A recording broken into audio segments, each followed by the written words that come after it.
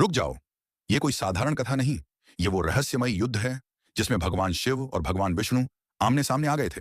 जिस दिन ये युद्ध हुआ, उस दिन आकाश फटने लगा था, तारे कांप रहे थे और देवता रो रहे थे, क्योंकि अगर इस युद्ध में कोई एक जीत जाता तो पूरी सृष्टि का अंत तय था। तो आखिर शिव बनाम विष्णु का यह युद्ध हुआ क्यों, और कौन जीता? बहुत प्राचीन समय की बात है, जब धरती पर एक राजा ने विशाल यज्ञ कराया। यज्ञ इतना भव्य था कि आकाश तक उसकी अग्नि की लपटें दिखाई दे रही थीं। पर राजा के भीतर एक जड़ था, अहंकार। उसने कहा, मुझे देवताओं की जरूरत है, लेकिन शिव की नहीं। और इसी अहंकार में राजा ने महादेव का नाम तक नहीं लिया। ये बात जब देवी तक पहुंची तो उनका हृदय टूट गया, और जैसे ही महादेव ने सुना, उनके शांत चेहरे पर भीषण गंभीरता आ गई। उनकी जटाएं हिलने लगी, रुद्राक्ष कंपन करने लगे, और फिर महादेव का तीसरा नेत्र खुल गया।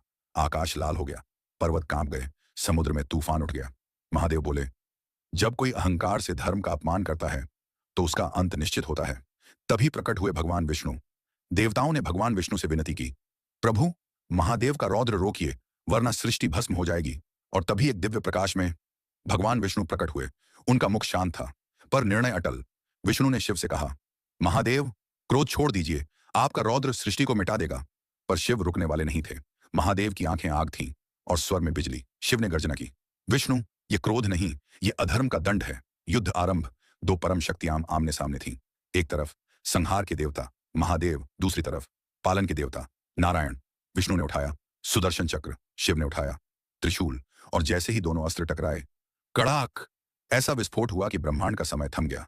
तारे बुझने लगे, ग्रहों की गति रुक गई, और देवता चिल्ला उठे, ये क्या हो रहा है? ना कोई जीत रहा, ना कोई हार रहा। युद्ध बढ़ता गया। पर आश्चर्य यह था कि शिव के सामने विष्णु टिके रहे, और विष्णु के सामने शिव झुके नहीं, क्योंकि ये युद्ध किसी को हराने का नहीं था। ये युद्ध रहस्य का था। और तभी दोनों के बीच प्रकट हुआ अनंत ज्योति स्तंभ, इतना विशाल कि ऊपर अंत नहीं, नीचे गहराई नहीं। शिव रुक गए, विष्णु रुक गए, और उसी क्षण दोनों को सत्य समझ आया। हम अलग नहीं, हम एक ही परम सत्ता के दो रूप हैं।